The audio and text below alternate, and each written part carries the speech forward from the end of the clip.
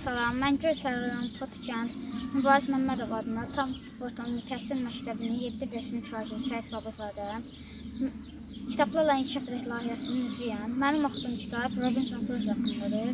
Müəllifi isə Daniel Defoe'dur. 1719-cu ildə yazılmış Robinson Crusoe əsəri Daniel Defoe'nun ən məşhur əsəridir. Bu kitabda Robinson Crusoe'nun səyahətlərindən bəhs olunur. Robinson Crusoe bir gün səyahət edərkən düşmən gəmisi ilə qarşılaşır və düşmən gəmisi ilə müharibə aparır, savaşırlar. Robinson Crusoe məğlub olur və gəmidə tək qalan Robinson Crusoe'dur. Robinson Crusoe canını qurtarmaq üçün özünü dənizə atır və oradan üzü-üzə gedib bir adaya çıxır.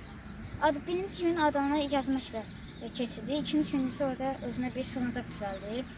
Üçüncü gün isə yenə adanı gəzərkən görür ki, yerdə insan ayağının izləri var və tonqal izi var. Oradan şübhələnir və qıraqdan orayı gözetləmək istəyir. Gözetləyərkən görür ki, vəhşilər gəlib əsirlərini yeyirlər. Vəhşilər əsirlərini tutub yemək istəyəndə Robinson özünü ortaya atır və onlarla savaşıb əsiri qurtarır.Əsirin başından torbaya çıxardır və görür ki, bir üzü başı yaralı bir əsirdir.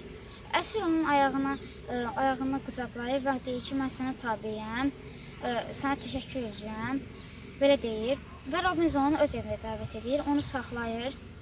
Yenə onlar vəhşilərin yediyi yeri gözetləyərkən vəhşilər yenə gəlir, vəhşilər yenə gəlir, əsirlərini yemək istəyir. Əsirlərini yemək istəyərkən yenə Robinson özünü tutduğu əsirlə ortaya atır, onunla savaşıb yenə əsirlər qurtarır və əsirlərin başından torbaya açıb çıxarıb görür ki, İspan gəmisinin kapitanı və onun 2 dənə köməkçisidir.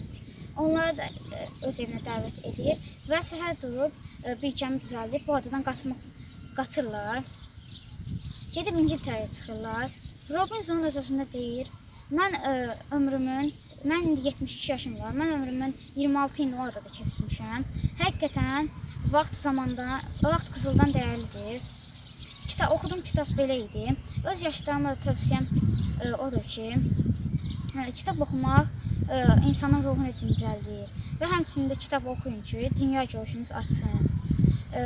Burada mənfi müsbət cəhətlərini deyim. Müsbət cəhətim oldu ki, bu kitab insana həyatda öz ayaq üstə dayanmağı, bacarmağı, həyatda öz hər çətinlikdən çıxmağı, həyatda öz başının çarəsinə baxmağı öyrədir.